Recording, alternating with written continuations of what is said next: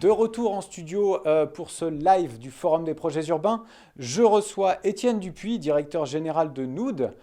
Étienne, bonjour. Merci d'avoir Bonjour. accepté notre invitation. Donc, Nood a été Merci de créé recevoir. en janvier dernier, une plateforme de services immobiliers qui rassemble, on va dire, les compétences de Citrus et Nodi, mais un peu plus. Vous pouvez nous en dire un peu plus sur cette création? Oui, c'est effectivement une création, c'est-à-dire que c'est pas vraiment une fusion. Euh, L'association familiale Mullier a souhaité s'équiper d'une transversale immobilière capable de rendre des services à l'ensemble de ces entreprises. Et donc dans ce cadre, nous avions historiquement Imochamp devenu Citrus foncière gérant des galeries commerciales, une entreprise qui s'appelait Nodi qui avait vocation à faire de la transformation urbaine. Et Mhm. nous logeons tout l'immobilier dans une foncière Citrus et les équipes dans Nood, qui est donc en fait une création d'entreprise d'un opérateur immobilier de service qui a un ADN commerçant évidemment non renié, des savoir-faire de promotion, de développement et ce qui est peut-être plus original par rapport à la plupart de nos pairs, c'est des vraies compétences en aménagement et donc une réflexion d'emblée et des compétences d'emblée sur des notions de programmation, de conversion de nos sites, d'animation de nos sites dans la logique de la ville du quart d'heure, de la diversité, de l'inclusion et in fine du triple impact positif sur lequel je l'imagine nous reviendrons. Oui, parlons de ces compétences. Vous avez donc de la promotion, de l'asset, vous avez, est-ce que vous avez du financement, est-ce que vous avez de Du l'aménagement? property, Qu'est-ce que vous avez? voilà. Alors, nos métiers, effectivement, couvrent l'ensemble. Il y a même des cas où on est amené à développer le facility management, c'est-à-dire la gestion Oui. hyper technique des sites. Dans l'ensemble, notre cœur de business, c'est ce qu'on pourrait appeler le property management, mais dont ceux qui sont concernés savent que le property management en commerce, c'est quelque chose d'extrêmement actif, d'intensif. Je dis souvent que la classe d'actifs retail qui a longtemps été perçue comme la plus résiliente, la moins risquée par les investisseurs, en fait ne l'est que parce qu'elle est gérée de manière très intense. Vous avez beaucoup d'équipes qui animent les sites, donc du terrain, du terrain et du terrain.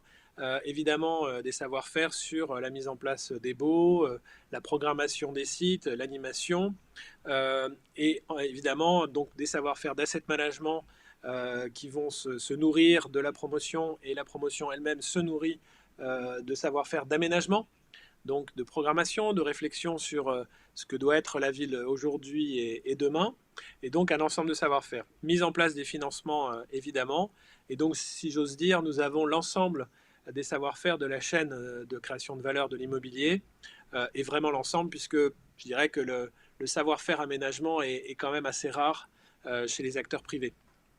Oui, tout à fait. Quels sont les objectifs de Nood? Quelle est sa raison d'être? Alors, la raison d'être, c'est d'être utile d'abord. Et nous sommes utiles en étant l'opérateur immobilier. Donc, opérateur immobilier, ça veut dire du service, mais ça veut dire aussi de la capacité d'investir, hein. Quand on est aménageur promoteur, on investit évidemment.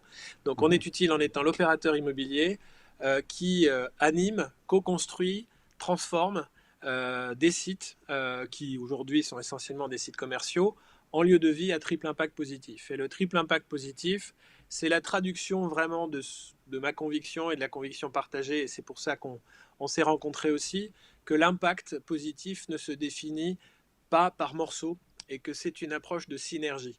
L'impact positif, qui est pour moi une extension du domaine de la lutte du développement durable, de l'ESG, c'est une approche qui génère de la valeur parce qu'on génère de la qualité et de la résilience. Qualité environnementale, évidemment, à double axe, c'est-à-dire lutte contre le changement climatique, mais aussi adaptation par rapport à ce qui nous arrive, ce qui est en train de nous arriver dans les 10-15 prochaines années. Évidemment, un impact positif au niveau social, création d'activités, accueil, euh, inclusion. Voilà, un quartier qui fonctionne de manière harmonieuse, c'est évidemment très positif.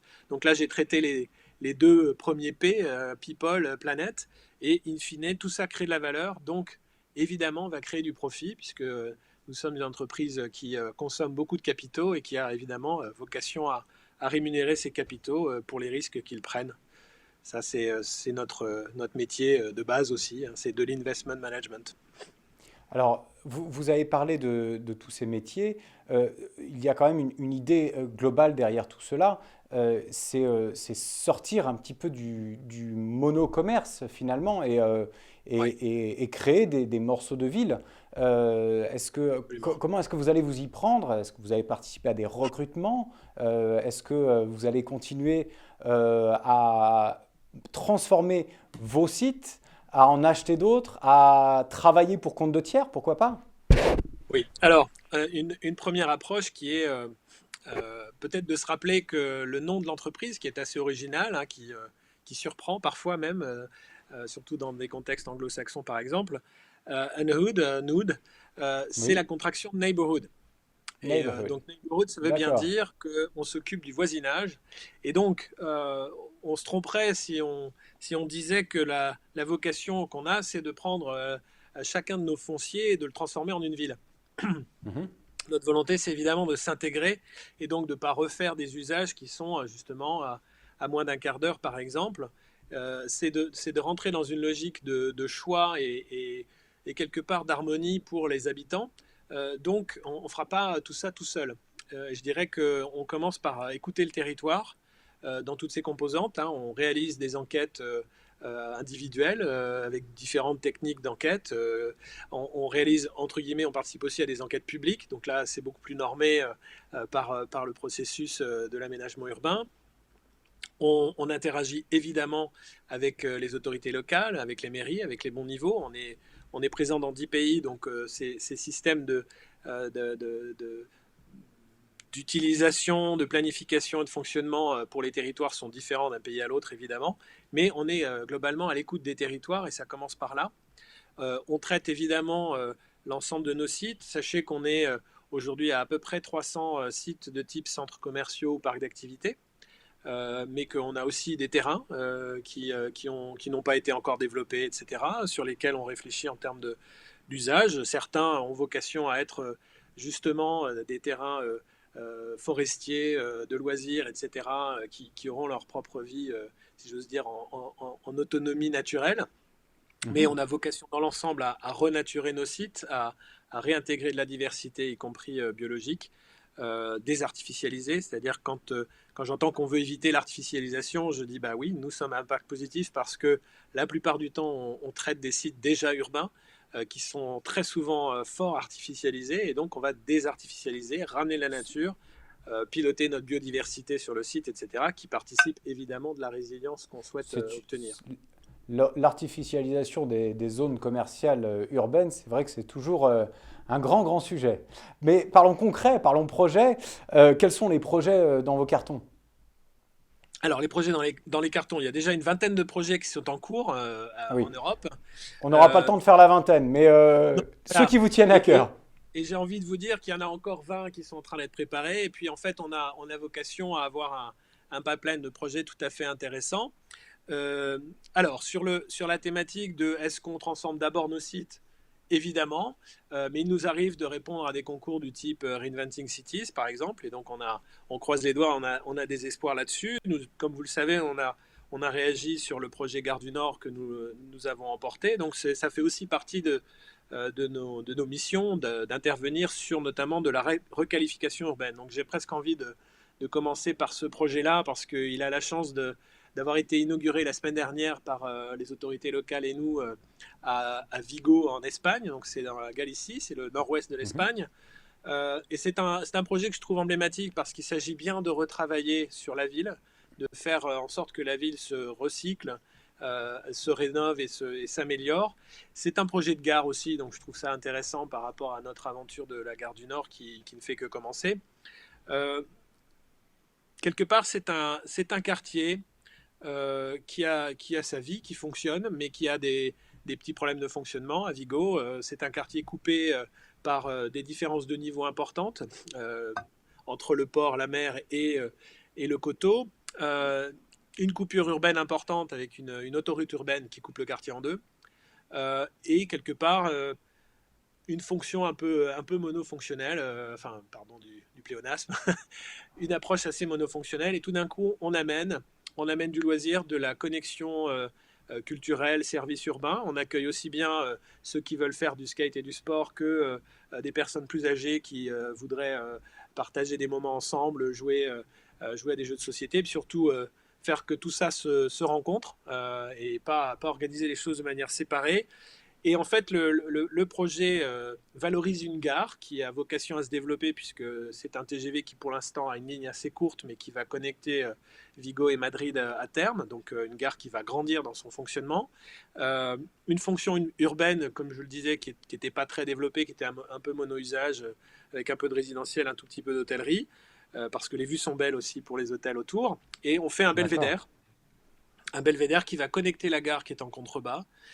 Et dans ce voyage entre la ville, son centre-ville, la rue principale, un grand belvédère qui va être un belvédère magnifique parce qu'il donne sur la baie de Vigo, et donc des fonctions commerciales articulées avec du loisir, une fonction de cinéma très importante, une terrasse avec un nombre varié de restaurants, donc des fonctions urbaines, des fonctions commerciales évidemment, c'est aussi un peu notre savoir-faire, mais de la circulation douce.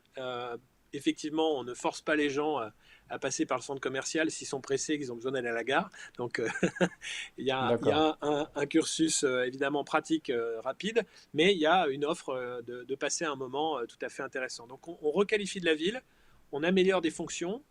L'autoroute urbaine elle-même est mieux calibrée, mieux fonctionnelle. Elle est d'ailleurs mieux connectée au centre lui-même. Et donc, on fabrique de la ville plus fonctionnelle, plus accueillante sur place. Évidemment, inclusion de biodiversité, tout un tas de mesures d'impact.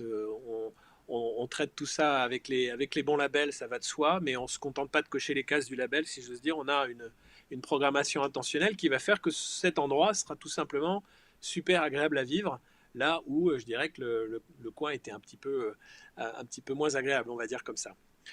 D'autres exemples, et j'aime bien sortir de France, même si effectivement on est très très présent en France. On a un grand quartier qui est assez emblématique à Villeneuve d'Ascq qui s'appelle la Maillerie, qui est un quartier, Oui. je dirais, c'est les anciens entrepôts, la fonction logistique des Trois Suisses, dont on peut imaginer le côté bétonné et effectivement pour le coup très artificiel. Eh Et bien, on autres va rendre siècles. la nature. Pardon? Et autres siècles. Et un peu autre siècle, oui, le 20e. On va rendre le quartier à sa nature, hein, où, la rivière, la Marque, passe aujourd'hui en dessous du béton et en dessous du bitume.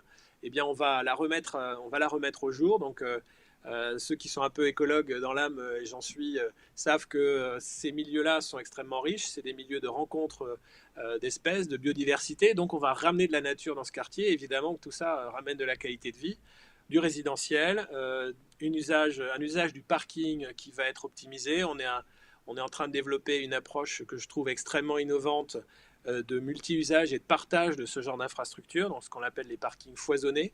Mhm. Donc pour que ça soit pratique, hein, parce que voilà, je déteste le terme écologie punitive. Au contraire, l'écologie c'est de la qualité de vie. Donc on amène ça sans idéologie, avec un sens pratique poussé, des usages de bureaux, évidemment des usages de commerce, mais des usages de commerce aussi avec l'accueil de nouvelles entreprises, l'accueil d'initiatives, l'accueil d'associations, et on veut que tout ça soit vivant et inclusif.